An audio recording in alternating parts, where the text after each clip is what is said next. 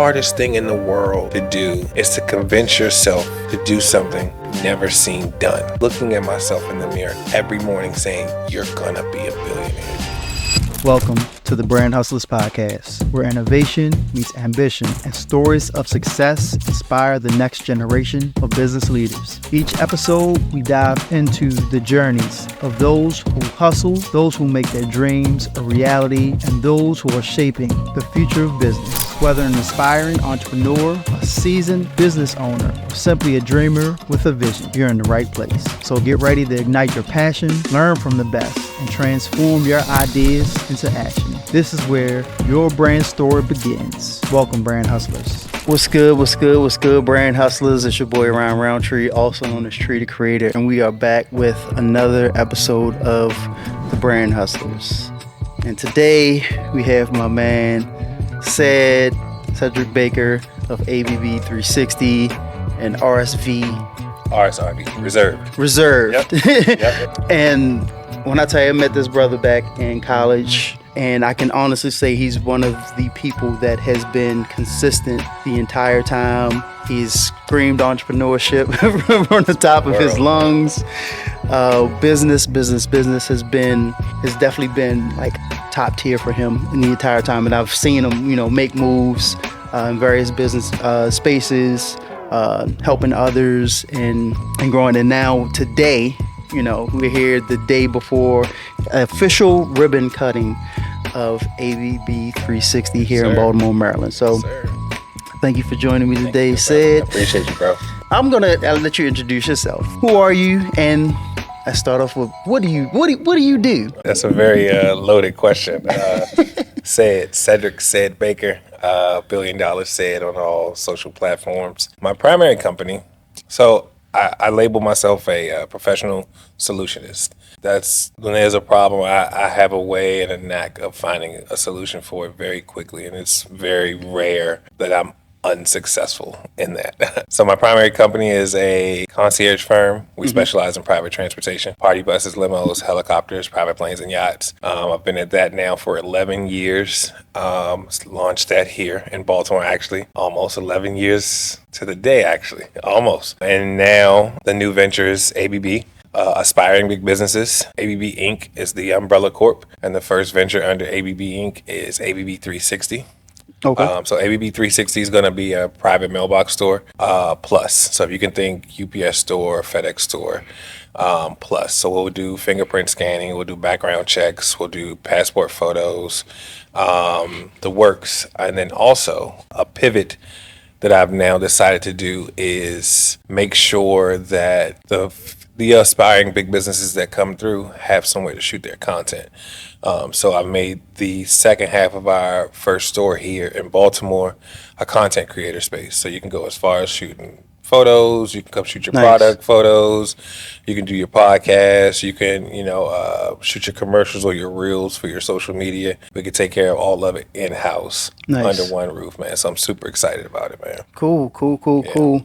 So what inspired you to create the ABB 360 after, these years being in business doing RSV Reserved, yeah. Right. So it's a two-parter. Reserved was never supposed to be scalable. Okay. Reserved was a means to an end, right? My brother came home from the military, he bought a new truck, and I wanted a new truck. Right, I was working at the bank at the time, and I was like, "Man, I can't afford this working at the bank." You got a new truck? I want a new truck. Well, I said I'd start a car service. To have 3 clients a month just to pay the note and the insurance on my new truck. So my goal for the first year was 36 clients, right? Just 3 clients a month.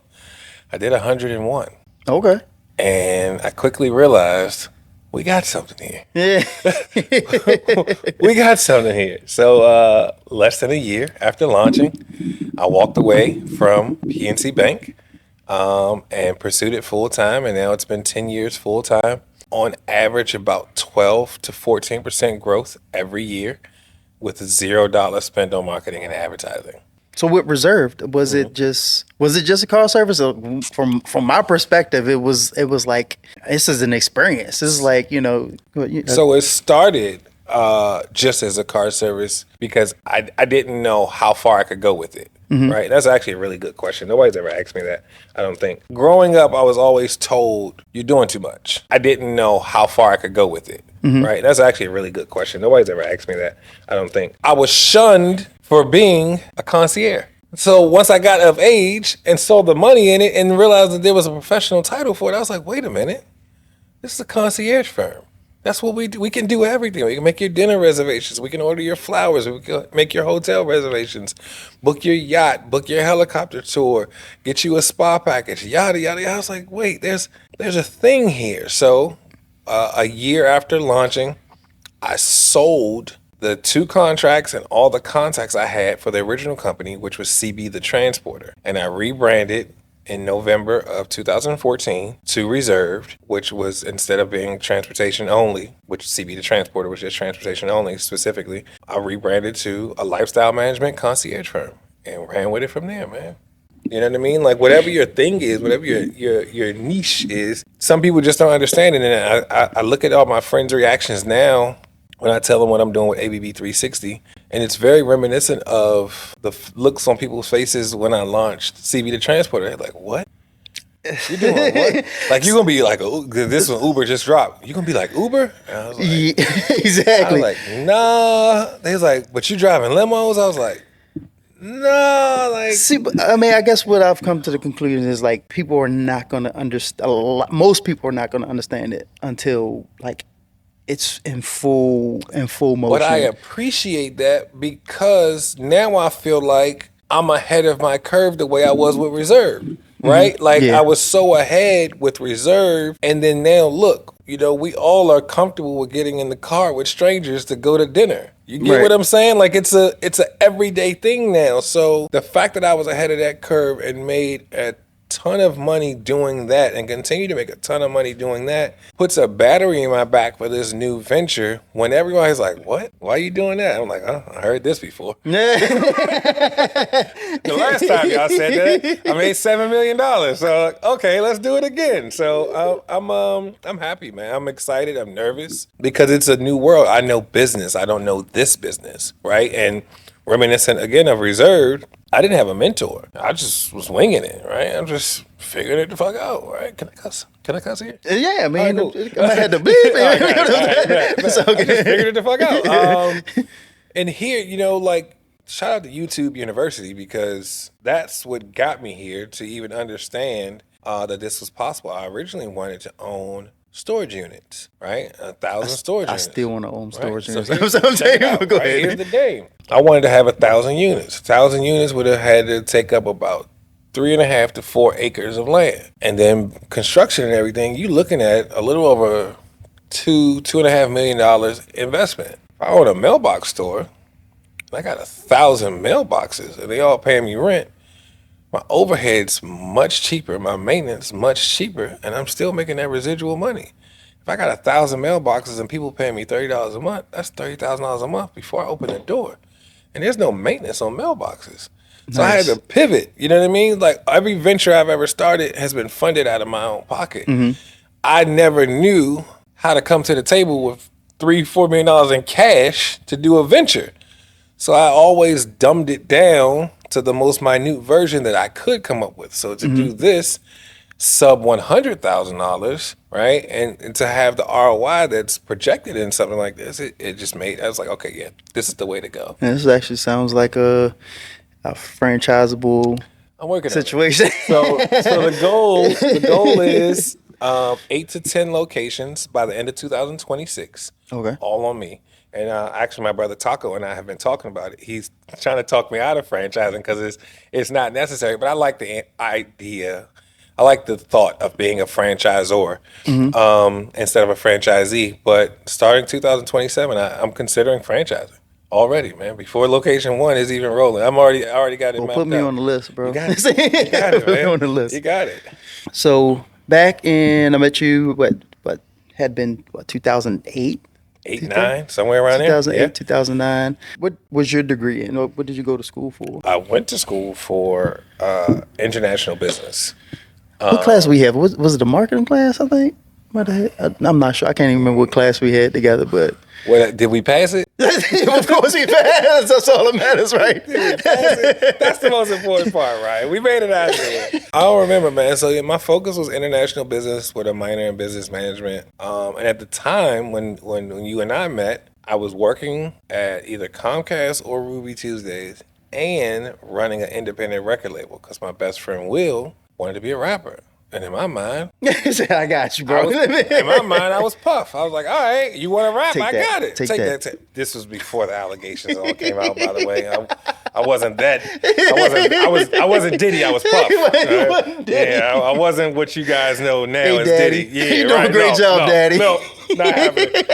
Pineapples. I'm not okay with that. No. Abort. Call me daddy. No, yo, please. he was like, he made me Please. uncomfortable every time he Exactly. said it. I'm like, Yeah. yo. Don't call me daddy. Don't call me poppy. None of that. No. Unacceptable. Oh, man. So I would leave class. I'd go to the middle of Loch Raven and the Alameda, Argonne, somewhere around there. Sell water in the middle of the street. I remember my mantras: 4 quarters will get you a cold water. It's too hot to be hot. I'm out there selling water. I'd leave there, go to Ruby Tuesdays for a couple of hours, leave there, go to the studio for a couple of hours, and do it all again for months, man. You know, I wanted to support my boy's dream. I knew I could do it. I knew I had the eye and the ear for what I thought, and I knew I could raise the money on my own, and I did it, man. So just that's all. Every hustle, every venture has been a springboard to the next move, and it started at a very early age. When I started hustling when I was 6. My first venture when I was 6, I made my first $5 when I was 6, and I was hooked.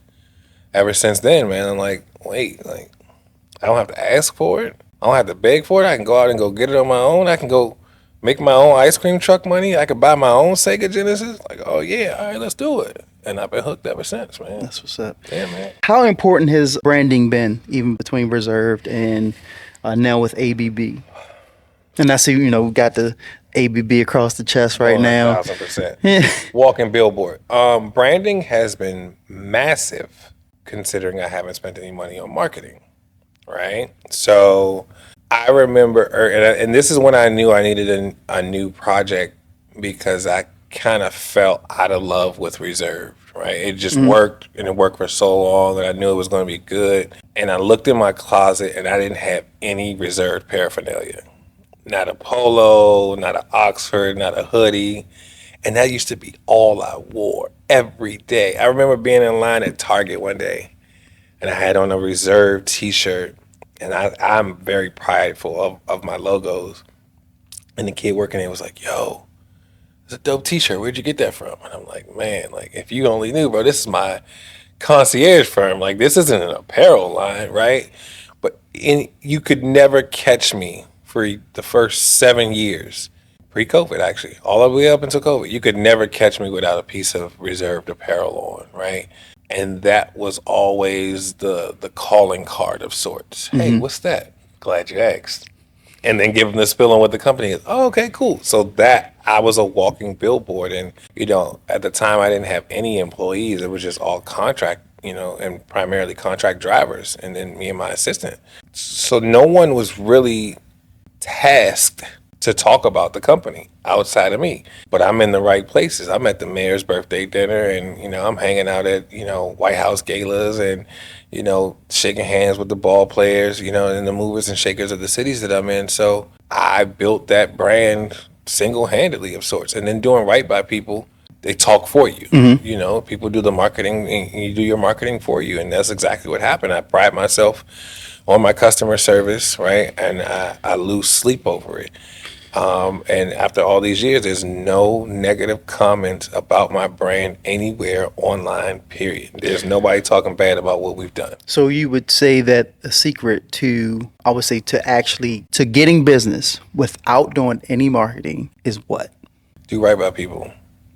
I don't care if they're spending $200,000 or $20,000. Everybody gets treated like the president. Everybody gets treated like royalty in my firm. I don't care if we're just taking you to the airport or if we're doing a 2-week vacation for you and your staff out of the country. You're going to get above and beyond treatment, because there are thousands of other companies you could have called instead of calling us. My way of saying thank you is giving you superior customer service. I refuse to compromise it. that means I got to come out of pocket and buy you a bottle of champagne. If that means I lost $100 or $200 on this invoice, so be it. But you will not be able to justifiably, truthfully say anything bad about my brand. And I pride myself on that. I lose sleep over that. I've had it happen a couple of times. I won't say we're flawless. 3 or 4 times over the years, some things have come up, but I was able to fix it and make things right with the client. So I'm very, very prideful on that. So it's like we're, I guess, say not switching gears, but I feel like with Reserved, there is that opportunity. So what will be the game plan here? I mean, I know you'll have, great customer service as far as, hiring the right employees and whatnot, Sure. but what's the angle here? So in the private mailbox store industry, there are about 1,200 private mailbox stores across the country. In my research and experiences, they all are dark in color, dark in light, overcrowded, and just not a pleasant place to be, right? I wanted to create somewhere that you want to be, right? When you walk in, it's a sensory overload, right? The smell is luxurious. The look is exquisite. The feel, it feels like somewhere you want to be. You want to pop in and come see us every day. Even if you don't have anything to mail, come in and come see us. We're giving away, every morning I'm going to do power hours. So I'm giving away the best coffee in the world every morning. And every evening it's going to be happy hour. We're either going to be giving away cookies or popcorn. I'm giving it away every day. Just come in and come see us. When people say, how much does it cost? I need a smile, a dap, or a high five. Bring your good energy. We're going to give you ours back. Go on your way. You don't have to spend any money here. Somewhere pleasant, because customer service post-COVID has been on a steep decline. I want it to be somewhere pleasant where you don't mind coming and spend your time and your money. It feels good to be here, and that's my focus. Cool. Absolutely. I'm going to say not absolutely. There, you said you're going to spend as far as, making sure that the customer is happy and whatnot. If you do run into certain situations, you make sure that you make things right. What does it take, I would say, mentally, like to really, I would say, grind for the cause of your brand? Like, what is your morning routine? Like, there has to be something that kind of gives you that edge to, I'm waking up, I'm doing this again, a day in and day out as an entrepreneur. Like, you're not dependent on the paycheck, you're not dependent on a corporation, you're not dependent on the pensions. Yeah. Like, what makes you get up and do this every day? I think that's a really, really good question. The freedoms that my hard work affords me, right? There's literally nothing I can't do, and I don't have to ask for permission for anything. My brother Taco and I, that's my jet set partner. We've had times where we call each other 7 in the morning, like, hey, let's go to Miami for lunch. Who gonna check us? Who gonna tell us no? Who do we report to? We don't have to ask for anything. I text my assistant, hey, I'm headed out of town for a couple of hours. If you need me, email me, and we get on a plane and we go, right? I see the stressors of friends and family from jobs that they don't like, being compensated money that they feel like they deserve double and triple of. And I don't miss it, right? I'm the decision maker here, right? I am the alpha and omega of this operation. And for that, I'm thankful. You live by the sword, you die by the sword. When there's a big play, I pat myself on the back and everybody's happy because everybody eats off of it. And when there's an L that happens, it's on me. Mm-hmm. And I rest assured at night knowing I'm okay with that, right? Like the battery in my back is knowing I essentially control my own destiny. And I can't be mad at anybody else when something doesn't go right? Or when something goes less than ideal, right? I got to look at myself in the mirror, get myself back in the game, and figure it the hell out, right? And I love that. It's not easy. People ask me all the time, how is it being a full-time entrepreneur? And I tell them it's a beautiful nightmare, right? Because some mornings you wake up and it's an extra $50,000 there, and you're like, well, this deserves a celebration. And some mornings you wake up and you're like, how am I gonna make payroll? And then there's ebbs and flows all in between, man. And it's a blessing. It's a blessing to be able to be this in this minority group. To be a black man in this country with a successful venture that lasted longer than 3 to 5 years is a rarity. And I have a couple of those. So that keeps me going. And when people that follow me on social run into me in the streets and like, hey, I keep going because you keep going. That keeps me going. To know that I'm aspiring people that I've never met or never spoke to, putting that battery in their back, showing them that it's possible, that keeps me going. I heard you mention getting this started sub $100,000, right? Yep.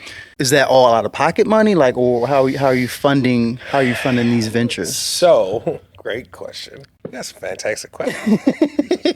This is amazing. This was the first time I decided to take on outside money, because I'm learning how to and how smart it is. But I think I went about it the wrong way on this one. So that, again, every decision I've made or every move I've made hasn't always been genius. Yeah, but I mean, it's a learning trial and error, right? So with this one, I did some research on crowdfunding, and a lot of crowdfunding sites kind of want you to set your business up like you're ready to go public from the door. And I wasn't comfortable with that idea. So I went with the GoFundMe route, thinking all the people that I've supported all over the years, all the people that I've encouraged and poured into them, this, little nugget that I'm trying to raise via GoFundMe, this should be a breeze. I just knew that was going to be my springboard. I was trying to raise $25,000 as the finish line money, right? I put everything else up. I purchased all the equipment, and I'm doing all of this out of cash. And it's funny, growing up, I looked up to Dame Dash, Russell Simmons, and Diddy, right? And I always heard Dame Dash mention not using anybody's money.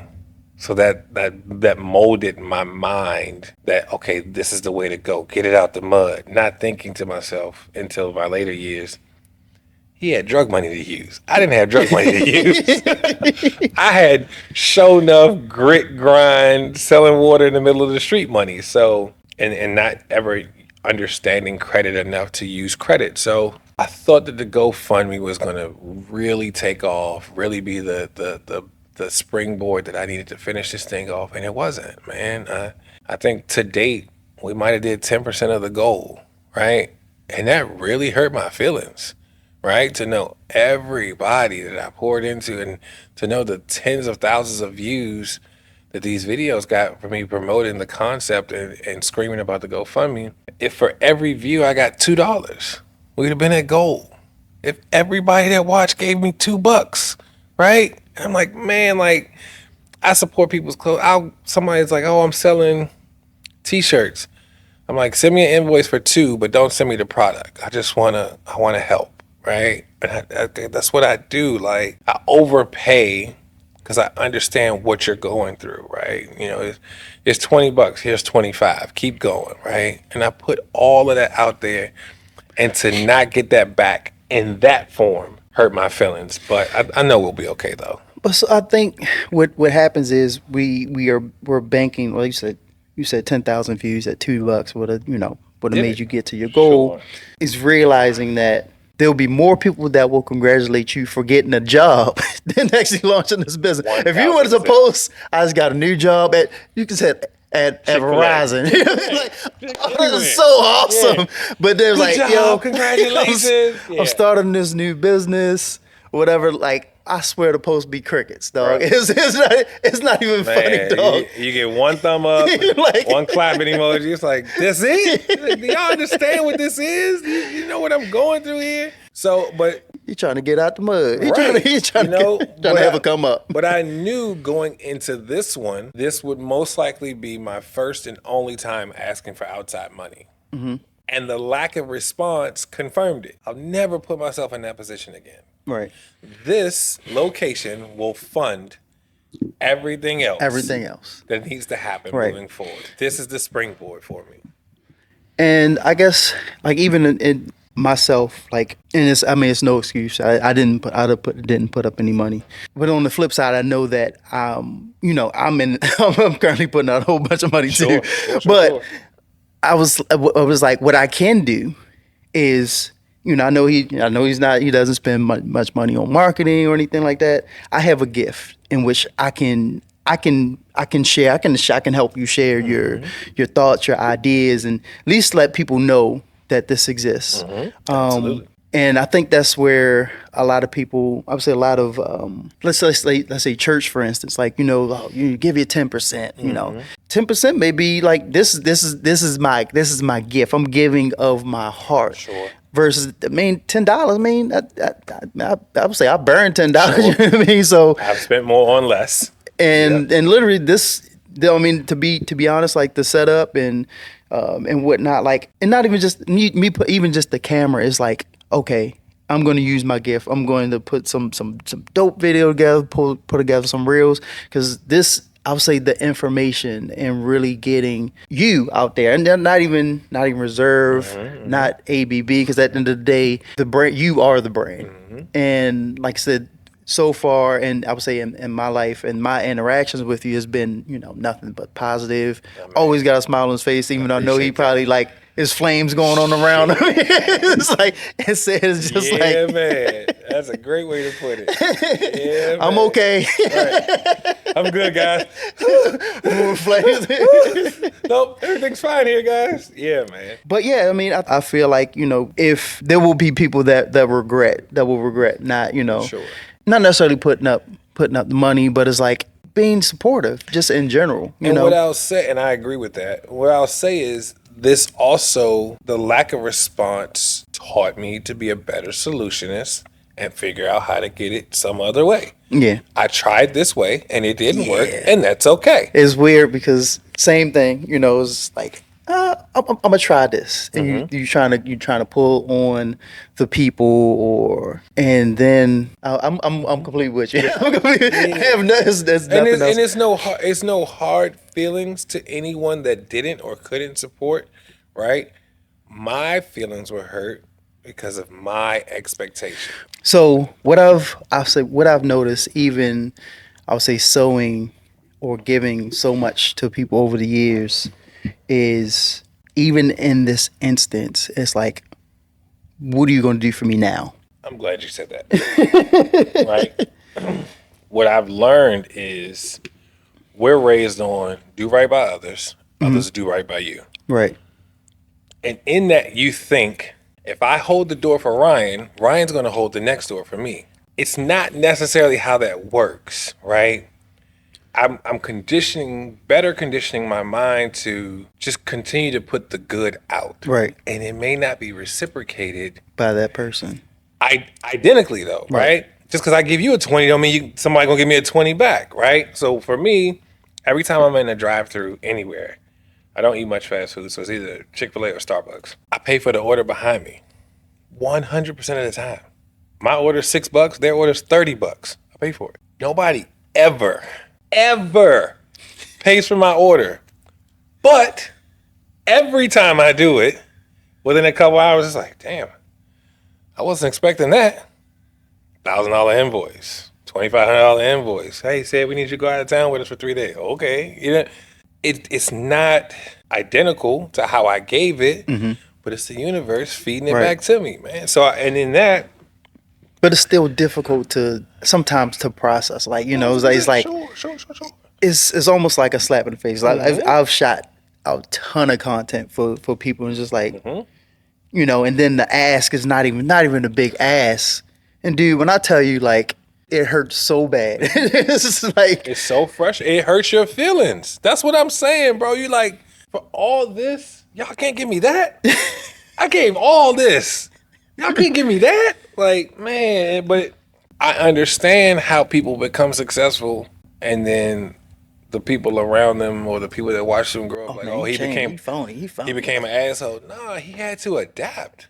Y'all didn't hold that man up when he needed y'all, man. So he developed a new layer of tough skin to navigate through this. Now he sees through your bullshit and he's not okay with it. So it's just, and the ask that you asking ain't askable no more. Nah. It's like, because you already showed your colors. You know what I mean? Like, So it's like, Precisely, oh man. man, things are different now. Like you see that, our reserves is a success now. You see Exactly. ABB is a Oh, success that's now. my man. Whoa, bro. What my man said, you wasn't with me shooting in the gym. You wasn't with me shooting in the gym, man. Like, So I know you from where? right. Elementary Elementary school. school. I don't know you, man. Yeah, exactly. I bet you don't know who that is from. Yeah, yeah, exactly. All my old heads. Shout out to that one. Yeah, man, it's been an interesting journey. Yeah, man. I'll say, especially for myself. I'm excited to see where this goes. I'm excited to to be able to impart whatever I can. Sure. Help you set up the Thank you. studio space. Thank you, brother. Wherever it is, I can be of service and moving forward in these ventures. Thank you. Besides the crowdfunding, everything else came from out of pocket. Pretty much, yeah. Yeah, man. I had to. Right? And what's crazy about this venture is about 100 days ago, this wasn't even an idea. Right? Like this was not an idea for this year. And my partner Randy, who he and my brother, Taco have a restaurant that's next door that's going to be opening soon. Randy and I were doing a 23 recap, 24 projection, right? That's how me and all my boys in business, how'd you do last year? What's your plans for next year? So we were talking at the top of January, and I told him about this idea. I was like, I'm considering that, but for next year, he's like, well, there's a commercial space right next door to my restaurant that's available. I was like, man, send me a picture. Send me a picture, and I'm like, What is it? what's the cost? Right. Right? And he told me, I was like, set the meeting. Never did a commercial deal in my life, right? Never had a brick and mortar anything. Come in, do the meeting, talk to the owner. I was like, take it easy on me. This is my first commercial deal, but I'm in, right? And if I'm not mistaken, that was January 11th. Here we are, April 28th, showtime. Like, this was, like, I had nothing ready for this. Not a company name, not how I was going to do it, not a supply list, not a vendor, like nothing. And here we are, showtime, ready to rock and roll with a ribbon cutting tomorrow, man. So I saw an opportunity and I ran with it. This industry has less than a 9% fail rate. And for that, I think you got to intentionally come in with the mindset of fucking it up to fuck it up, right? Like, if you know business enough in this industry, you shouldn't lose, right? Right. So I like my chances, man. I like my chances, and it gives me an opportunity to put other people in position, right? To put other brands in position to help entrepreneurs. Even, for this, shameless plug, and by all means edit it if you need to, but Black-owned alkaline water company. I'm an early investor in the company, and I will be their first retail location, period. Right now, they're only available online. This will be the only place in the country outside of their website that you can come buy a bottle or a case. I love that. Being able to put, companies like this in position to grow with me as I grow this brand, that's fantastic, man. So shout out to Wealth Water, Instagram at Drink Wealth. Proud of them. I'm an early adopter in their brand, and I'm happy to see where this is going. And I'm happy to be able to provide a platform for them and other entrepreneurs alike. As we open up different stores across the country, I'll be able to highlight and showcase and break different products and different services for entrepreneurs and use our platform to help them grow. Because that's what we need. We need a leg up. We need help. Why are you so passionate about helping entrepreneurs? And I mean, I know you're in the entrepreneurial space, have been in the entrepreneurial space. There has to be something that's just like, I love entrepreneurs. Honestly, why I do this. Like, I honestly want to see all of us win. You know what I mean? Like, people taking a chance on themselves, using their gifts to be, a help in the community, being a help in, creating wealth, for the future generations. Sure. What would you say yours would be? My eyes are actually watering up thinking about it, man. I know how it feels to not have support. Right? I know how it feels to be extremely passionate about something and really believe in something and nobody get it.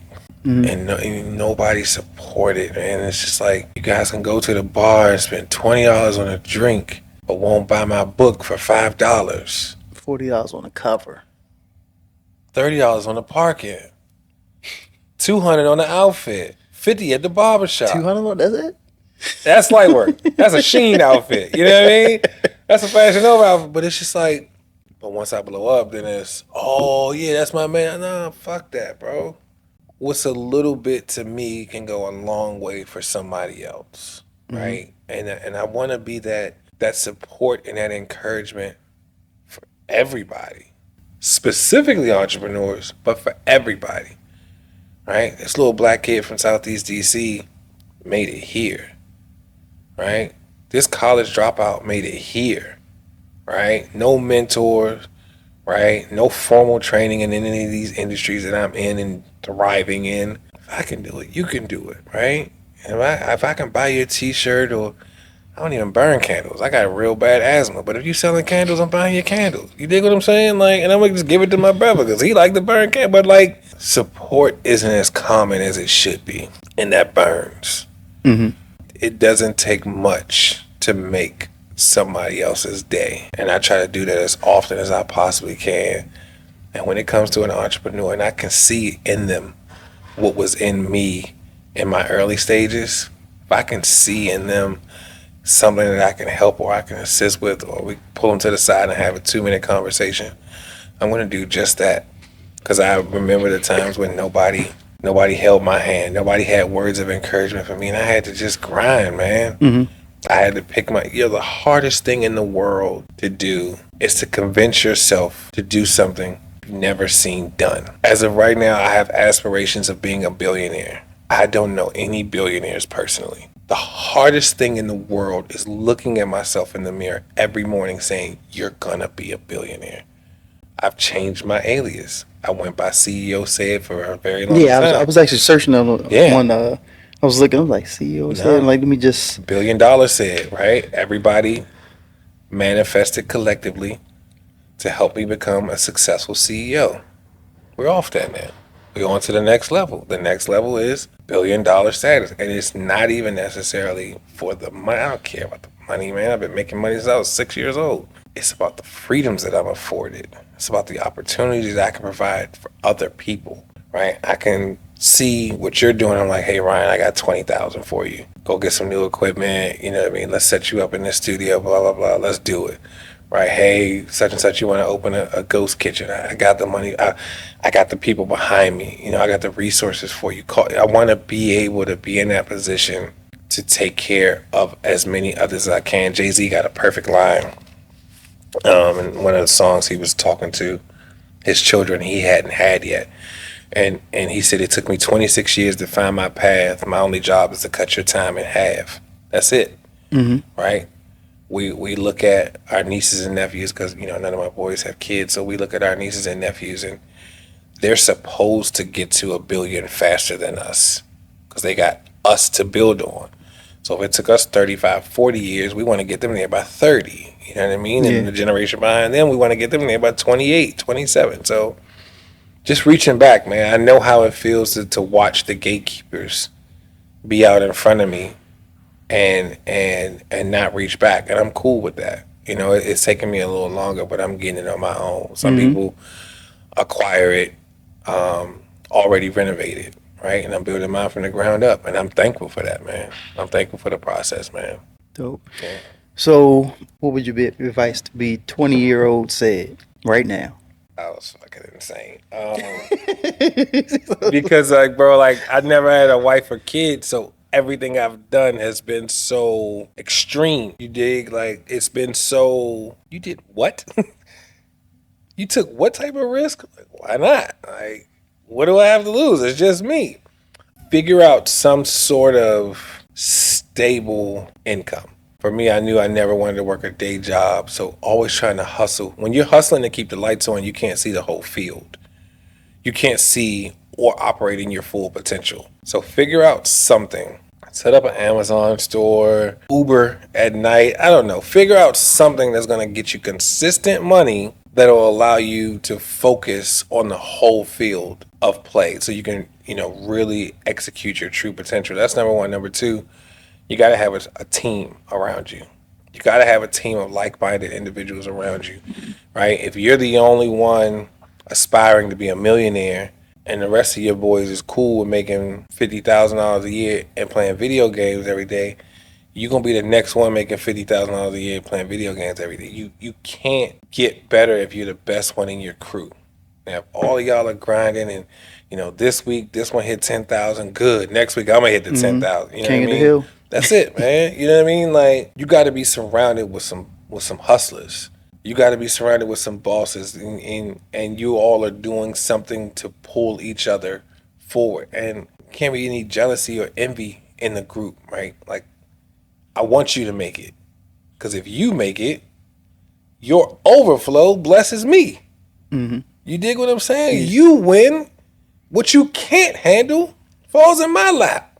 And I come up too. You know what I mean? But people don't, I don't have that crab in the barrel. Man, I'm going to give you all the game. I'm going to give you the whole said it, but I'm going to give you the whole blueprint. He said, I'm trying to give you $1 million worth of game for $9.99. I'm giving it to you for free. Because you, another Jay-Z line. Jay-Z loves Jay-Z. Come on, all day long. All day long. Paper planes. That's it, all day. Jay-Z line, I live by. What you eat don't make me shit. What you do on your side don't change what I got going on over here. I'm going to give you the game. You're not about to take money out of my pocket. I'm confident enough in my hustle and my success and my venture, I can give you the whole play. It was a line from Billions. The show Billions, one of my favorite shows. All entrepreneurs, please go watch Billions. His partner was asking him if he would give his competition basically the blueprint for how he became successful. And he said, just because you watch Kung Fu, that doesn't make you Bruce Lee. Spot on. You can watch hours of Kobe. You ain't about to go out there and ball like Kobe. Right. You know what I mean? Trash like, can. Right. It's the whole trash can. Hit the window. You know what I mean? Like, I don't mind giving the game because I'm confident in what I do with mine. And even if I put you in a position to start your own concierge firm or open your own mailbox store, you're not going to take money out of my pocket. My success is inevitable. Right. You dig what I'm saying? And a lot of people don't. A lot of people are very shaky in their belief of themselves. I'm not. I'm gonna be just fine. I want to give you. I want you to win. Mm-hmm. So Everybody eats, B. Yeah, everybody eats, B. So I can see what I gave you not only worked, but I can. It's a proof of concept now. Okay, I told Ryan to do this. He did it. It worked. Let me go do it now. Or Right. Let me tell somebody else. Hey, look, I showed Ryan how to do it. It worked for him. You should do it. Well, let me package this up now and sell it. Exactly. And that's the next part. That's the next leg of this. Exactly. It's coming for sure, man. That's what's up, man. Yeah, man. I think we had a pretty good conversation. Can wrap that up right now. So, how can people get in contact with you? How can they patronize your business? Sure. How can they find your social media? How can they find $1 billion said? $1 billion said. At $1 billion said on Instagram. I think I might have a Twitter account. Don't follow me there because I don't post anything. Reserved Inc. RSRVDINC. That's on Facebook and Instagram, and now at ABB_360 on Instagram. ABB Inc. again is the parent company under ABB Inc. is ABB Designs is coming. There's an apparel line that's coming, so it's a lot coming in behind ABB Inc. But the first project to be spearheaded is ABB 360, and I'm super excited about it, man. Awesome. I'm super excited, man. I thank you for, I'm excited for coming about through it today, too. bro. Thank you, man. I thank you for this opportunity and for your time, man. And I'm proud of you. Give you your flowers while I'm sitting here, man. I'm proud of you, man. We've been rocking for some years now, bro. Over 15 years. Yeah. And you, like you said about me, you never switched up, man. You've always been consistent, and I've watched you do your thing. And I think you got something solid here, man. I can't wait to see it grow. And again, I'm proud to be in the early stages of it and follow from the beginning and watch these numbers rise, man. Oh yeah. You know, we see the studio in the back. That's it. Definitely gonna leave my mark in there. Let's you do know, it. so Let's do it. we got some things just in the works. Again, thank you, Brand Hustlers, for watching yet another episode of the Brand Hustlers. And every Friday, be sure to like, share, subscribe, and keep hustling. It's your boy Ryan Roundtree. Peace out. You've been tuning in to the Brand Hustlers podcast, the sanctuary for ambition, innovation, and the relentless spirit of entrepreneurship. We hope today's journey has fueled your passion, sparked your curiosity, and given you the insights you need to take your brand to new heights. Remember, Every big achievement starts with a dream and courage to hustle for it. Don't miss our next episode where we uncover more stories, strategies, and insights from the world of business. Till then, keep hustling, stay inspired, and turn your vision into victory. Thank you for listening, and remember, your brand's legacy starts right now.